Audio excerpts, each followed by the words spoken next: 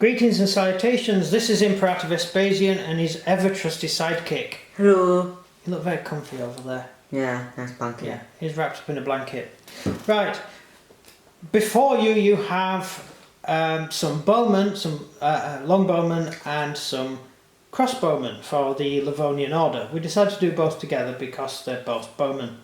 And we know how much you hate it when we repeat ourselves. Yes, we do repeat ourselves, and I don't want to do crossbowmen and then do bowmen. Anyway, I've just made a video longer for no reason. So, the Livonian Order employed effectively mercenary troops to fight for them. Some would be volunteers who came over from Germany, some would be volunteers from the local area. The knights did rule over a decent sized area, and troops would have volunteered to fight for them, at least to defend their homeland, to defend their hometown. So that's really where these guys are coming from. Longbowmen tend to be more professional. It takes a long time to practice with a longbow. Especially on the frontier, you would probably have quite a few local people who would be trained to use a bow, not in a military sense, but it's for hunting. Livonia was a real wilderness. It actually still is in some places if you can visit it. But there'd be lots of animals to eat in the woods that you can shoot, so there will be troops who would already have experience using a bow. And they may not be professional bowmen, although the German armies did actually employ professional bowmen. They certainly would be, they won't be professional bow soldiers, but they certainly would be good at the bow. The crossbowmen would be more for the untrained soldiers, not veterans. They were basically sergeants who would join the army. They weren't that well trained, so they were given a crossbow to fight with. And we have discussed crossbows before, haven't we? Yeah, people who stay at the back because they don't want to see the bloody and gory thing up front. Yeah, typically the bowman would actually stand behind the infantry, so you would have your infantry positioned in front and the bowman would be behind, a rank or so behind, firing over the heads of the infantry, giving the infantry bow support. Crossbowmen, on the other hand, you would have your infantry like so, with their little shield wall set up, and the crossbowman would come out between and fire the crossbow at close range. A crossbow at long range is the same as a bow at long range. It doesn't do that much damage. Close up, a crossbow can do considerable damage. So the crossbowman would come out and fire his crossbow and then go back to reload, and then another crossbow would go up and fire. Actually a lot more rapid fire than a musket. Oh god, yeah. Jeez. Yeah, in fact until the invention of the bolt action rifle, crossbows would have been more effective than muskets, typically. I bet more accurate. Yeah, because a breech loader will jam. You fire 5 or 6 shots off with a breech loading rifle, you jam. The gun's going to jam. Bolt action guns don't tend to jam because it's got a bolt.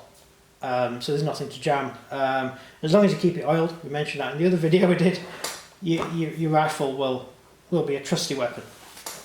Crossbows, on the other hand, are actually quite easy to fix if anything goes wrong with them, and they tend to be quite robust, and they don't tend to jam. In fact, they can't jam. There isn't a mechanism to actually jam. You mean out of wood, for goodness sake? Oh, wood and metal. But the moving parts are not that important, really. Modelling wise, I modelled this chap loading his crossbow. Because I was bored of sticking crossbows on, I thought I'd have a bit of fun, so I actually did a guy loading his bow. So he's got his foot on the last of the front, and he's pulling it back, and he's going to fire it, so that's quite cool. I just thought it looked good. The troops are equipped with no shield or anything. They have gambeson, which is the padded armour. These have got a sort of leather hauberk, which is like a dress, an armoured dress that you wear. And it's pretty good because it does give you that little bit of armour on top of the normal cloth you're wearing, and it might save you from a glancing blow from a sword. You still get a bruise, but it might not penetrate, so you might be okay. But these guys will not generally be in the utter front line. They're not combat troops. These bowmen, because they're not professional soldiers like the English or even the feudal German troops, they won't carry a sword or anything. They will probably carry a knife. So in actual close combat, these guys are going to have to just run away. They're not going to be able to fight in close combat. A bow, it may be good at shooting, but it's useless in close combat. The crossbowmen, however, will carry a sword because they actually are trained to be within the fighting line, firing close up, and you might find yourself in combat. A crossbow is useless in combat, so you toss your crossbow and you draw your sword. It may only be a defensive weapon, but it is still useful. Do you know what the technical term for a sword is in English? No. No, you don't. No. Oh, that's okay. The technical sword term for sword in English is basically a sword at arms.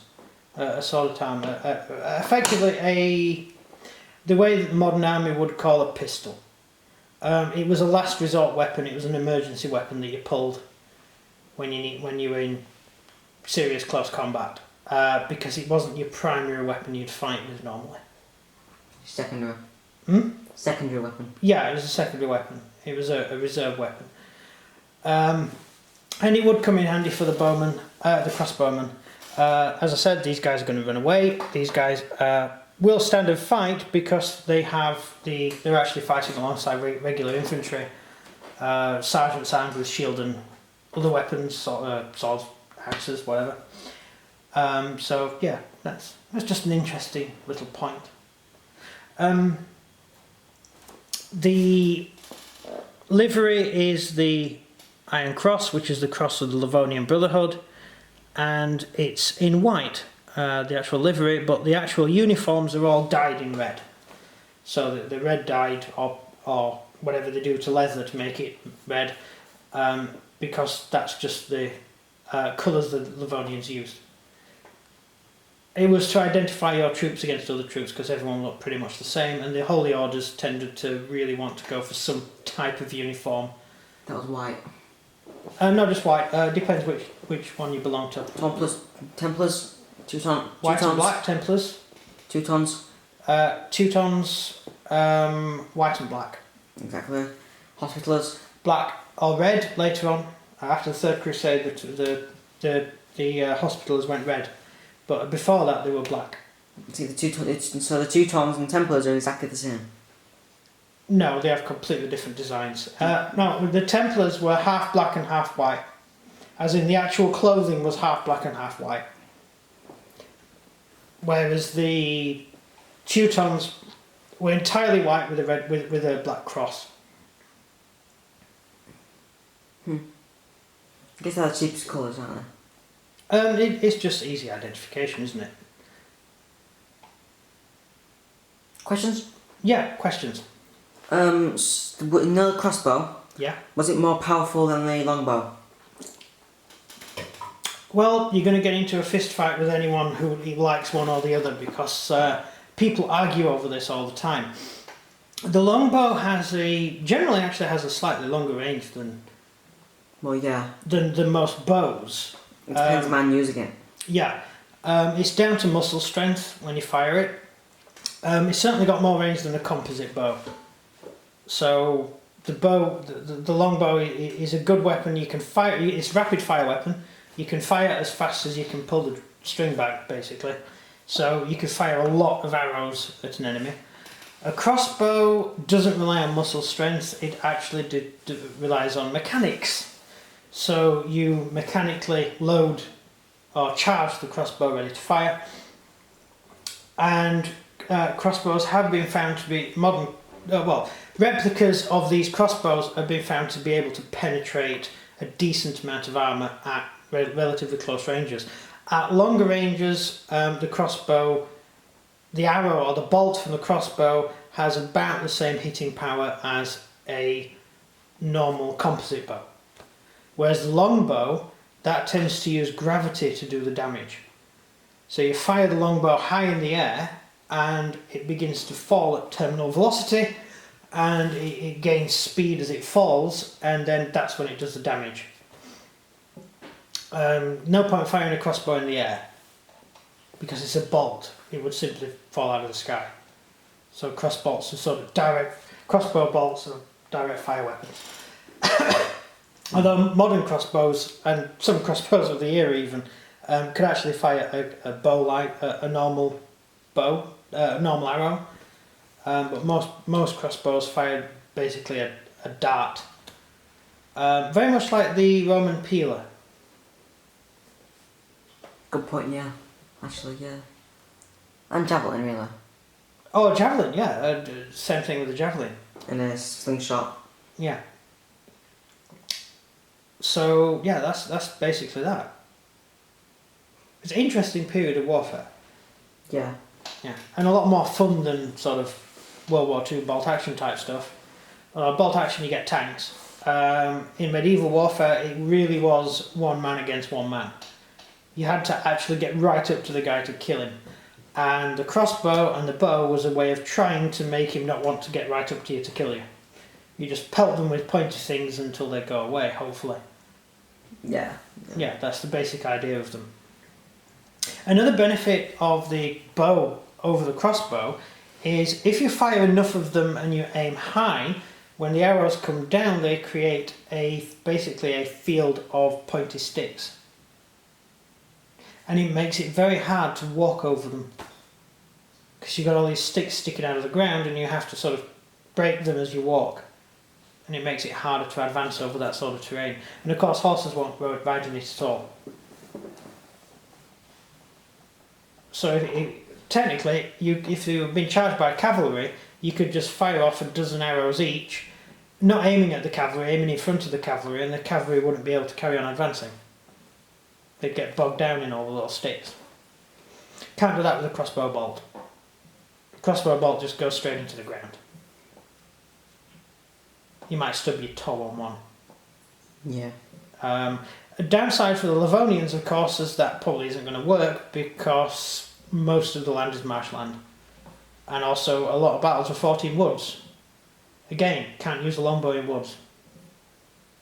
You can use it for hunting, but actually in combat you can't use massed ranks of bowmen. You can use individual bowmen can fire arrows, but... No, you can save your arrows on fire and shoot into the woods.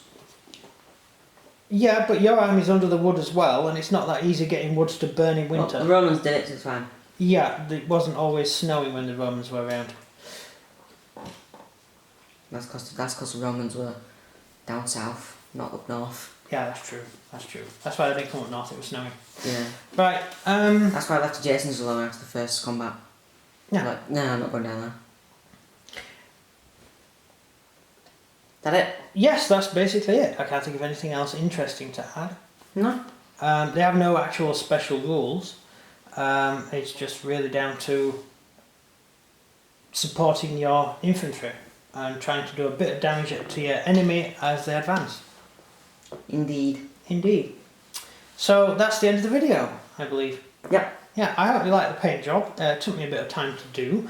I painted them dark red. I mixed a bit of red in with black.